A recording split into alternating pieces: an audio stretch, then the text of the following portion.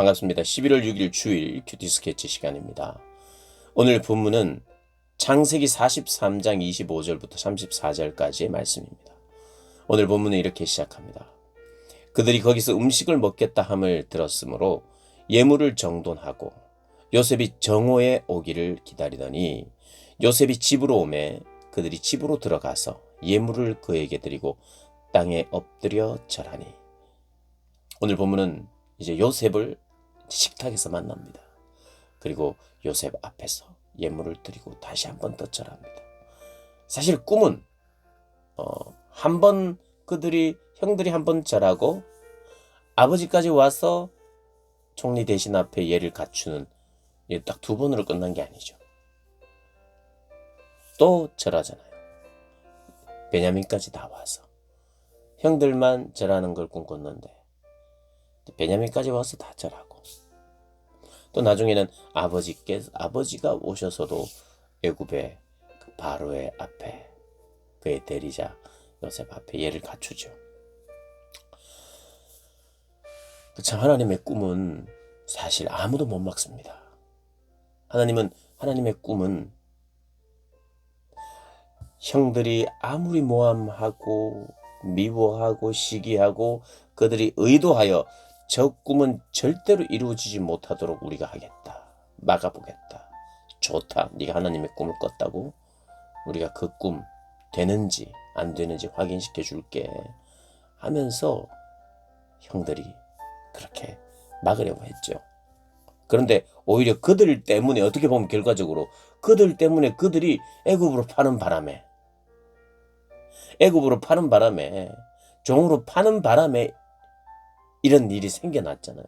안 팔았으면 어떻게 될까요? 물론 하나님은 안 팔아도 하나님께서는 야곱을 통해서 요셉을 유학을 보내가지고 그렇게 할 수도 있죠. 애굽으로 유학을 가라 해서 거기서 성공하고 이렇게 될 수도 있겠죠. 그런데 하나님은 하나님대로 요셉을 훈련시키고 야곱은 야곱대로 느끼게 하시고 형제들은 형제들 죄를 짓고 그런 신앙을 떠나 있는 모습이 있지만 그들을 또 하나님 다루어 가시고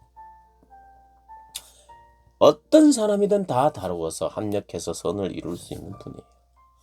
그리고 이 여러 사람들의 부류 속에 그들이 협조하지 못하는 사람이 있고 오히려 방해하는 사람이 있어도 그것까지도 선으로 바꾸시는 하나님이세요.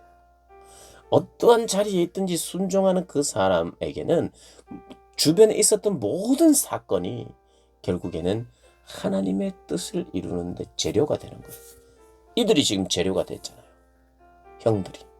형들이 아주 좋은 재료가 되어줬잖아요. 좋은 길이 되어줬어요. 꿈을 막으려고 했던 오히려 그것이 오히려 더 득이 되었어요. 그 길을 만들어줬어요. 그러니까 하나님 앞에서는 우리가 게임 자체가 안 되는 거예요. 이렇게 모든 것을 준비해서 이걸 해도 하나님이 주신 꿈은 막을 수가 없습니다. 하나님은 궁극적으로 그 샬롬을 이루기 위해서 지금 꿈을 주고 꿈을 꿔나가죠. 또 회복되게 하고 이루어 가시죠. 여기서도 샬롬이라는 이야기들이 나옵니다. 여러분 27절에 보면 요셉이 그들의 안부를 물으며 이르되 너희 아버지 너희가 말하던 그 노인이 안녕하시냐 잘 계시냐. 샬롬입니다. 잘 계시냐 샬롬하냐. 그리고 베냐민을 만나고 나서는 하나님이 너에게 은혜를 베푸시기를 원한다. 그렇게 이야기를 하면서 요셉이 베냐민을 보니까 눈물이 나와서 이제 잠시 들어가서 울고 씻고 다시 나옵니다.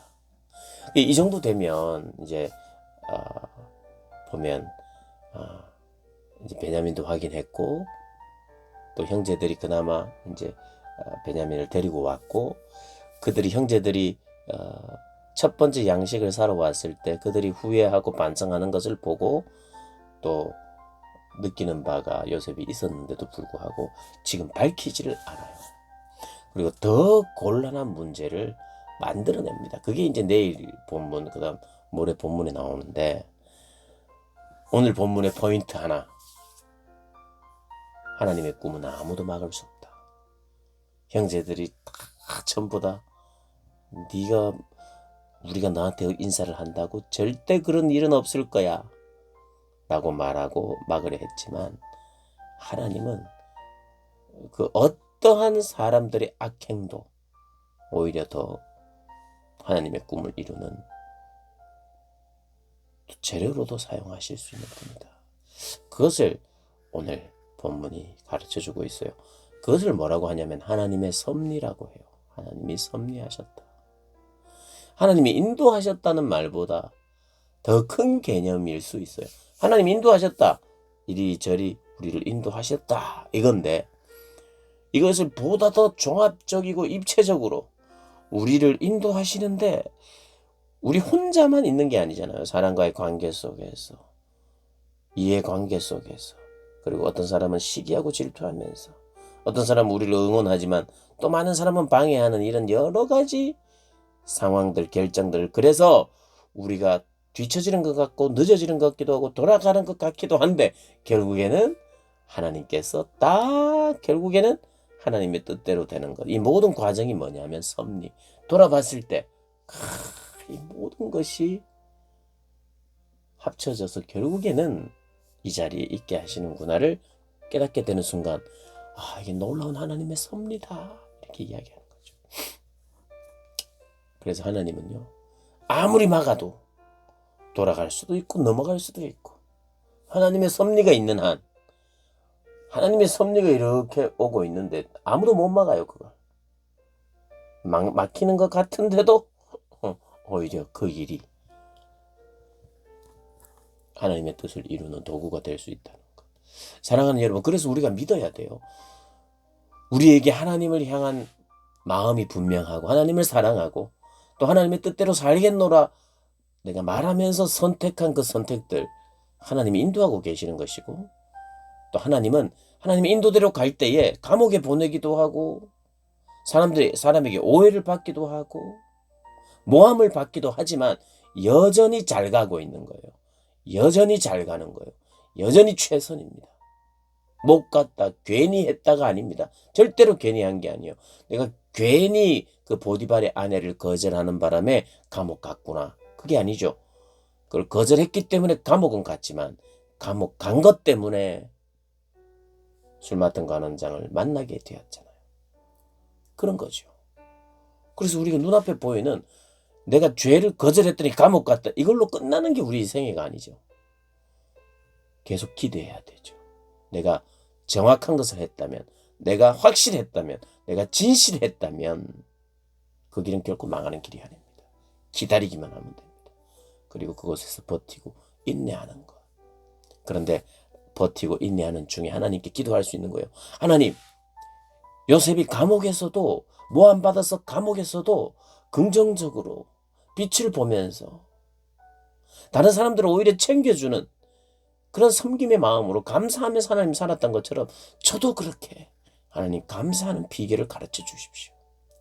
저도 다른 이들의 안색을 살피면서 그렇게 살 수 있는 그 삶의 비결을 가르쳐 주셔서 저도 빨리 어렵고 힘든 상황, 모함을 받는 상황에 있었지만 저도 빨리 요셉처럼 적응하고 감사하는 생활을 할 수 있도록 해주세요. 그게 기도지요. 우리의 기도. 그렇게 기도하고 하나님을 바라는 복된 여러분들 되시길 주님의 이름으로 축복합니다.